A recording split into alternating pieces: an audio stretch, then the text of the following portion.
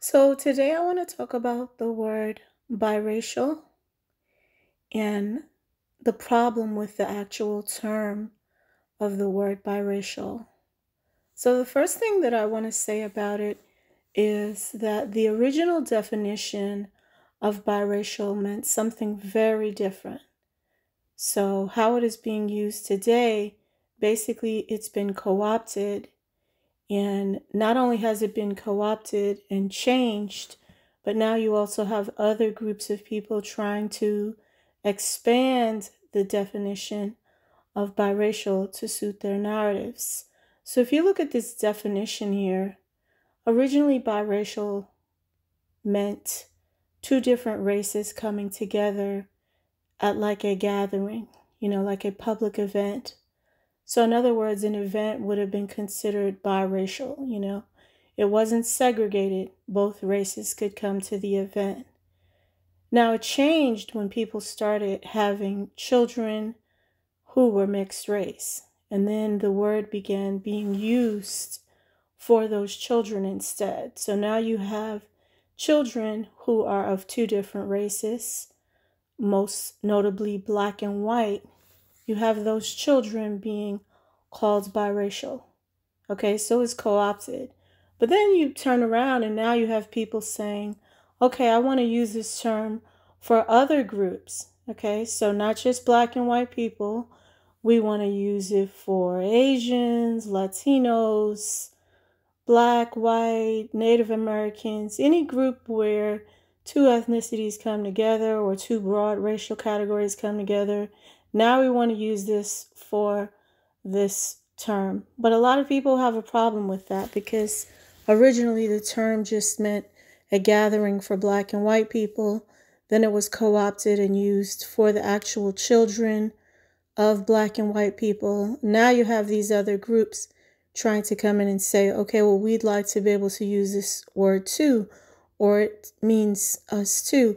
And a lot of people actually don't like that. So people kind of split on that. Some people don't mind other ethnicities using it. Other people have a problem with it. So that's the first problem with it. The next problem with it is that it only lasts for one generation. If you stick to that original definition, so not the gathering definition, but when it was kind of like reclaimed and it started being used for children of black and white people, when you look at that term and you think about it, and it only lasts for one generation, now you have another issue. So biracial only lasts for one generation. It's pretty much a racial category, right? But when biracial people have children, what is the race of their children? The term really doesn't carry over, and there really isn't any social consensus regarding the issue. So if two biracial people have a child, what is that child? Most people would argue that that child is not biracial because they don't have a white parent and a black parent. They don't have children, they don't have parents of two separate races, right? So they're not really considered biracial. Some people will just say, oh, well, they're mixed or they're multi-generationally mixed. But technically, calling them a separate name, some people have an issue with that. Now, when a biracial person has a child with a white person, a lot of people will agree that that child can be called biracial. But should that really be the case? And when do we stop calling those children biracial? So if a biracial has a child with a white child, and that child is biracial, now when that child has a child with a white person again, what race is that child? Is that child still biracial? How long does that biracial term carry over? Can we really use the term biracial in that sense?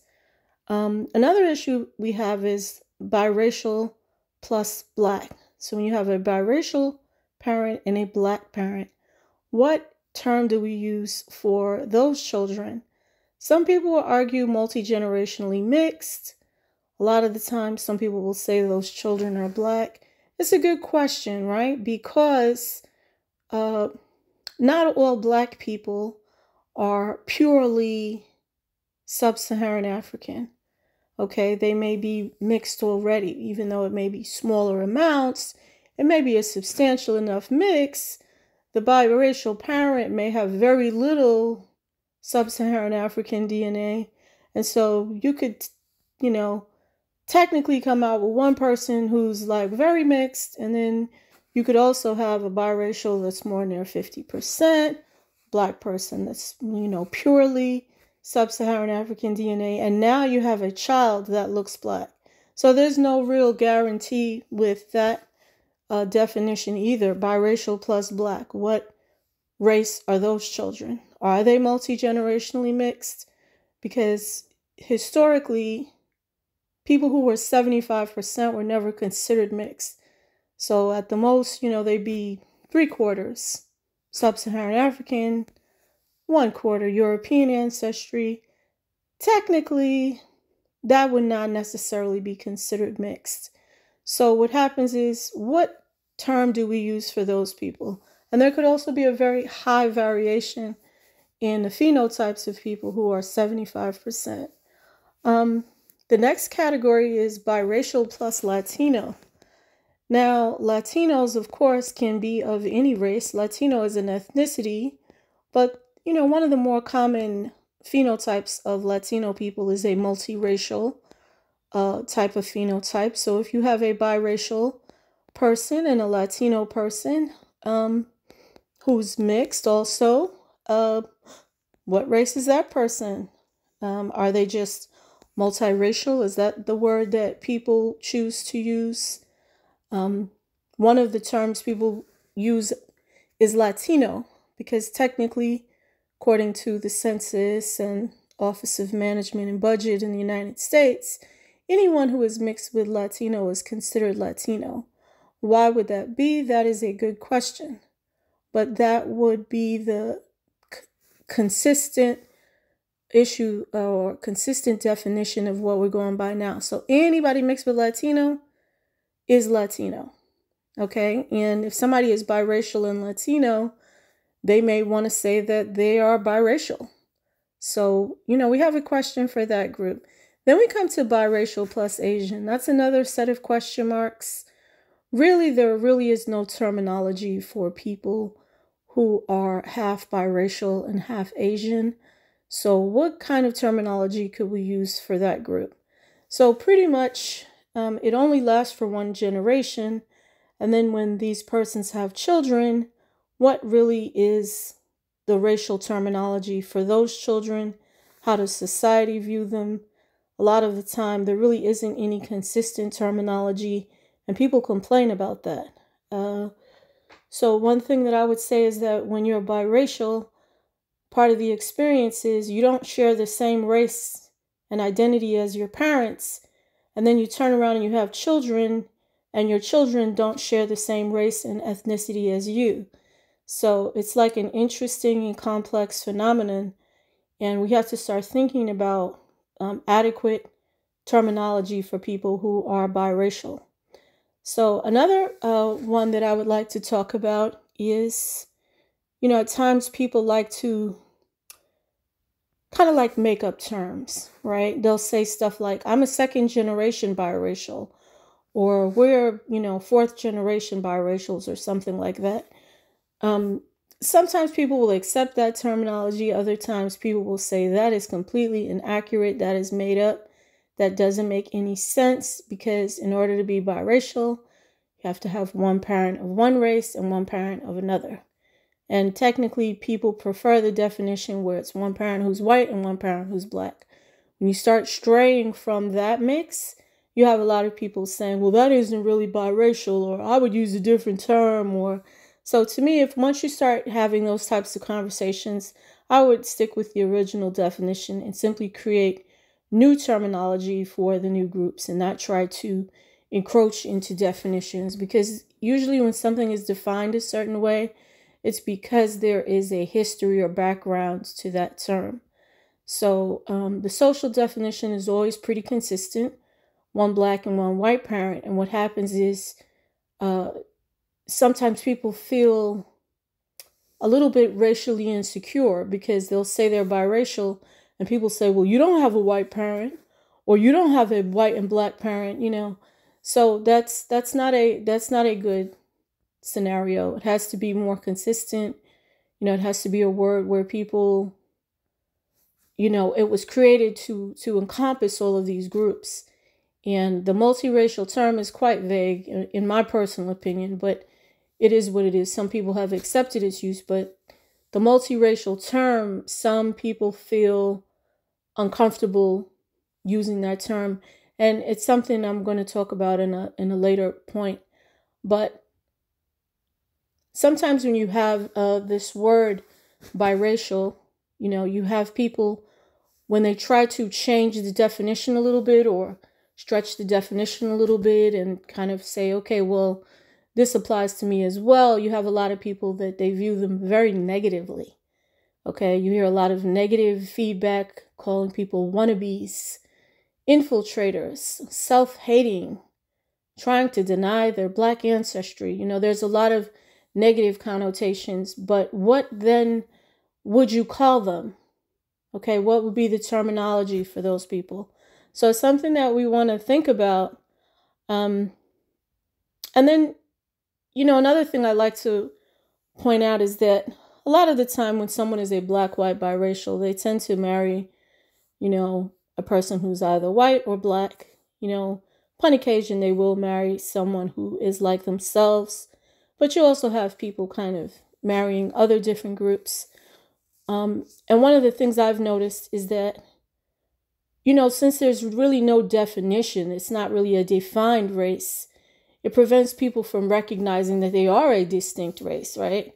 So they just kind of feel like, well, I'm kind of like raceless, so I can just go anywhere. I don't have an identity. But that really isn't true.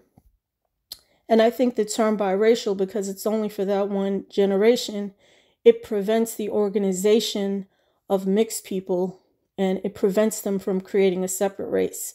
So since it's just one generation, when that person passes on, terminology is lost. It gives that white parent the ability to have a child of another race, right? They don't have to say, well, I have a Black child.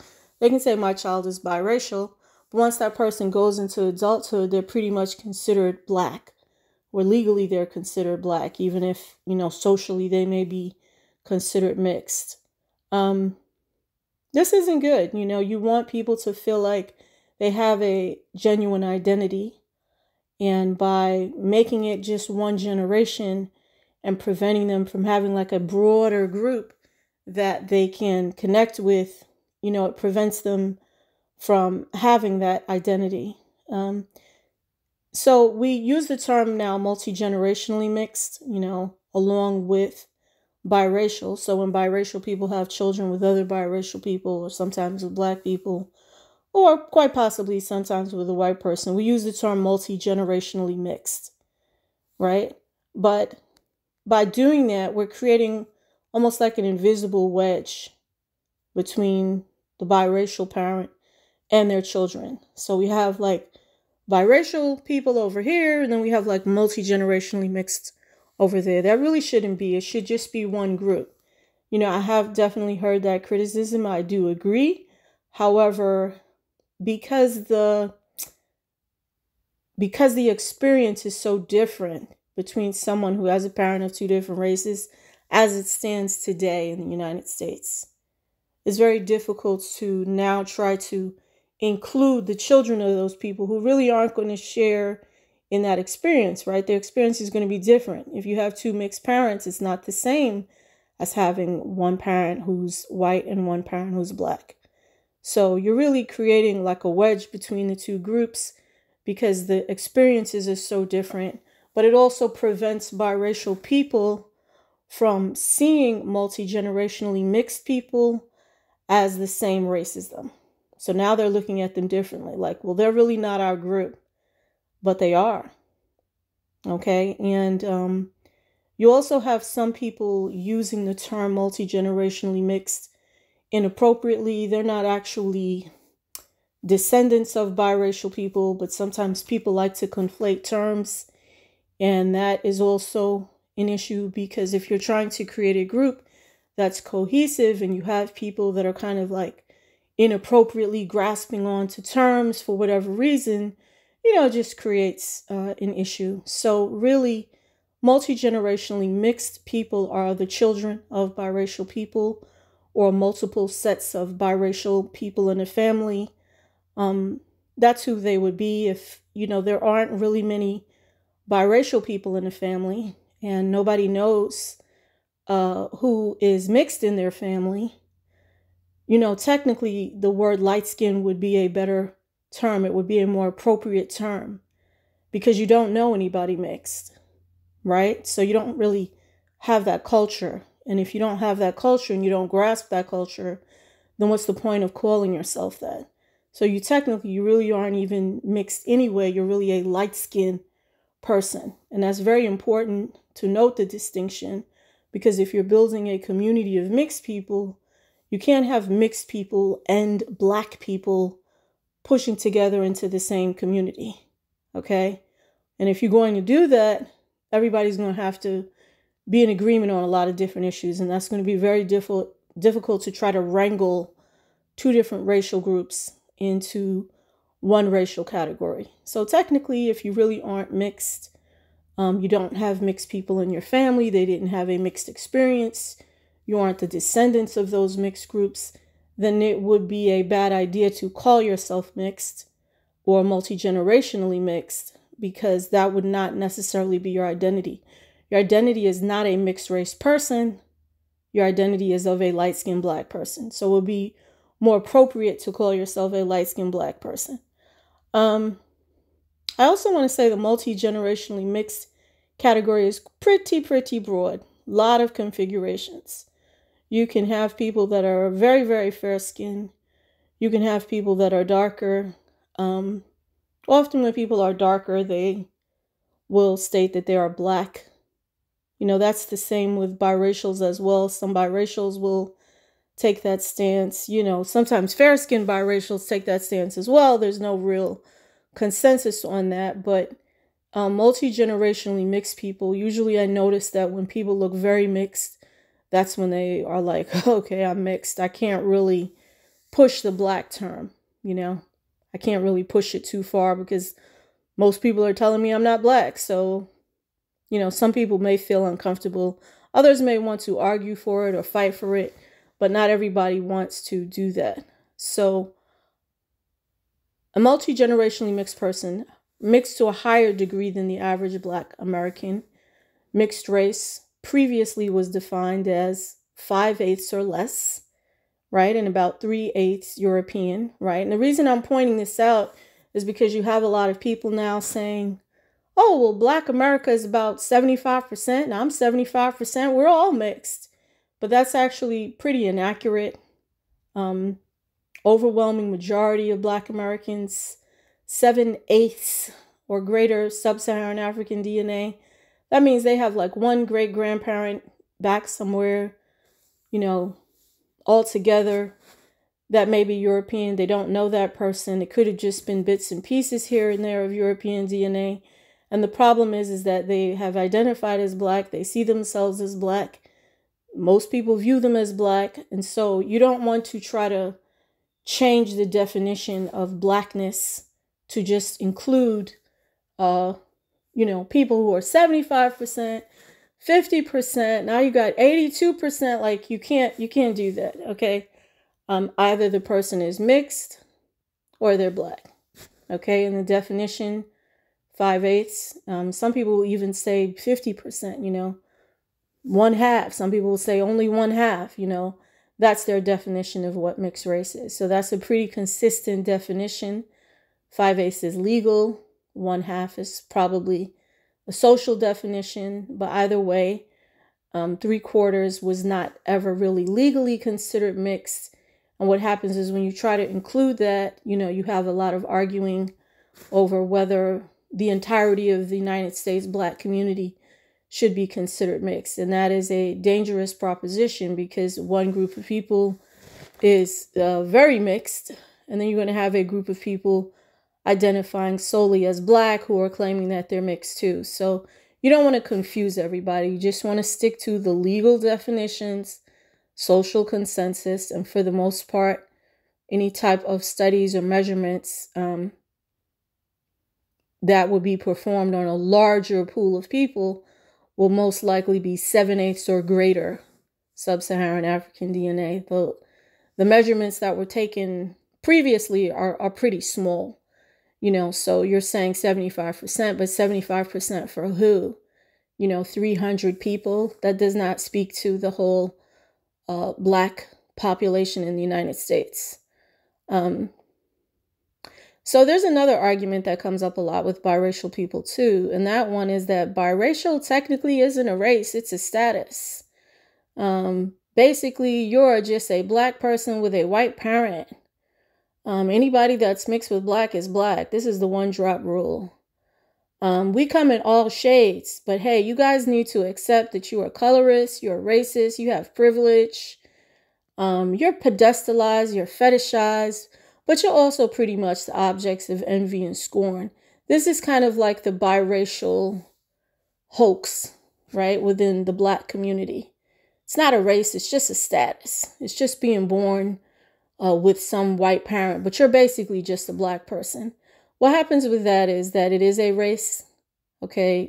Technically, there are a lot of markers forensically, physiologically, psychologically, phenotype-wise, genetically, that make people who are biracial their own race. By trying to argue that it's just some type of status, it's not really a race.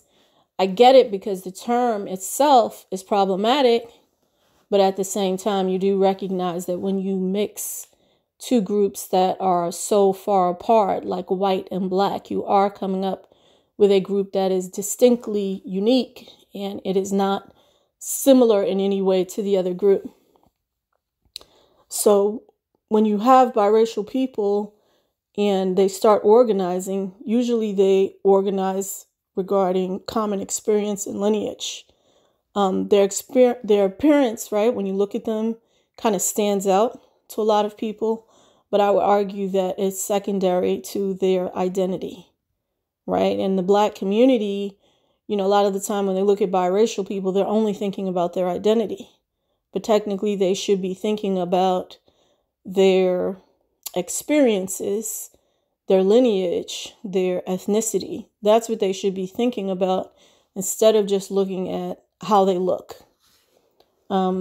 Sometimes because they look different and their lifestyles may be different and the way that they express themselves in life is different, people try to attach a lot of inappropriate and inaccurate stereotypes to the biracial identity. This creates a big divide between the biracial and the Black and white community. You have a lot of people arguing with biracial people on a daily basis. You have a lot of biracial people trying to fit themselves into the Black community and kind of like kowtow to them. It's a difficult experience, and it is a race. And then when you talk about the descendants of biracial people, you have a lot of people kind of resigning themselves to spaces within the Black community or the white community, or just trying to live and say, oh, I'm only human, I don't have a race, and all of these other types of ways to cope with, not really having a consistent label for a race. So, when you have that word, you got to think about what the other terminology is going to be. Now, of course, there are other words that people have used. There's some words that people feel comfortable using. That's a different discussion, but just talking about the word biracial itself, which is the most popular word, this video is just a call to say we need a word that accurately covers the descendants of people who are Black and white. So when Black and white people have a child with a white person or a Black person or another biracial person who's Black and white, what is the identity of these people? Okay, because right now we just don't have accurate terminology, acceptable terminology. Some of the wording that we have is considered obsolete, is considered offensive. People do not want to allow its usage. So we need to start thinking about other terminology. And the word biracial itself too, people complain about other terms that may be used, but aside from it being really, really vague, right? Because like I said, you have people who are saying, I'm Chinese and French, I'm biracial too. And people are saying, well, I'm black and white, and most of the people calling themselves this are black and white, and you're not necessarily the same, genetic makeup as me. So why are you using this term?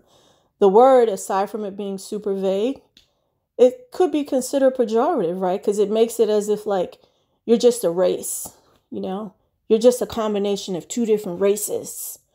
It doesn't really reference you as a culture or an ethnicity or even a geographic region. It references you as two separate races.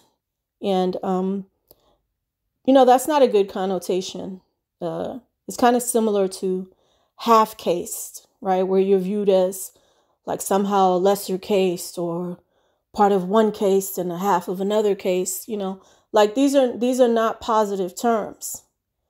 And even mixed, where there's like this suggestion that you're mixing two separate things or two separate species that shouldn't be mixed, or maybe they're taboo. Like these types of terms are not positive terms for people who are biracials or their descendants. Every ethnic group really is an offshoot or combination or even an adaptation of two or more groups.